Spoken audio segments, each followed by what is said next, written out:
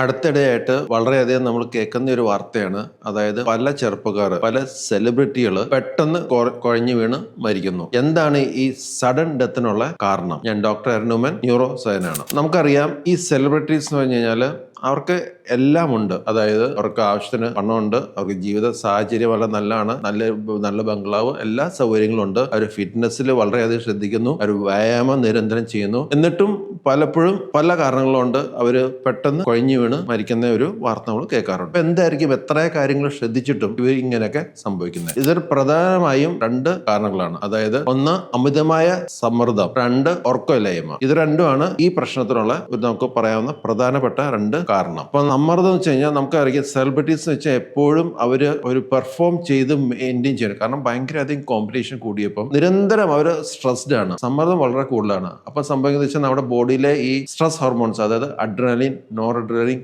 Cortisol പോലത്തെ hormones ഒക്കെ ശരീരത്തിൽ എപ്പോഴും വളരെയധികം ഹൈ ആയിരിക്കും.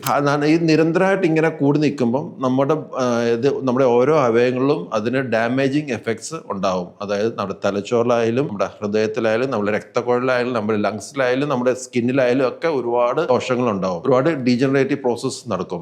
രക്തക്കുഴലിലൊക്കെ ഒത്തിരി ബ്ലോക്ക് ആവാനും, ഹൃദയാഘാതം വരാനും, ഈ സ്ട്രോക്ക് ഒക്കെ വരാനുള്ള സാധ്യതയൊക്കെ വളരെയധികം കൂടുന്നു. കാരണം ഈ നിരന്തരം ഈ സ്ട്രെസ് ഹോർമോൺസ് ഇങ്ങനെ കൂടിയിരിക്കുമ്പോൾ നമ്മുടെ ഓട്ടോമാറ്റിക്കലി നമ്മുടെ ബോഡിയുടെ പല ഇക്വിലിബ്രിയം നഷ്ടപ്പെടുന്നു. അപ്പം ഇതെല്ലാം നമ്മുടെ ഓരോ അവയവങ്ങളെയും അത് ബാധിക്കുന്നു. അത് ഒരു സ്റ്റേജ് എത്തുമ്പോഴേക്കും നമ്മുടെ ബോഡി ഓട്ടോമാറ്റിക്കലി കൊളാപ്സ് ചെയ്യുന്നു. അപ്പം സമ്മർദ്ദം വളരെയധികം ആവശ്യത്തിലും കൂടുതൽ അവർ അനുഭവിക്കുന്നതുകൊണ്ടാണ് ഒരു കാരണം ഇത്തരം പ്രശ്നങ്ങൾ ഉണ്ടാകുന്നത്. സെലിബ്രിറ്റീസ് എല്ലാം ചെയ്യുന്നതിന്റെ കൂടെ തന്നെ സമ്മർദ്ദം കൺട്രോൾ ചെയ്യാൻ ഉള്ള ടെക്നിക്സും പഠിക്കുന്നത് വളരെ പ്രധാനപ്പെട്ടത് ആണ്.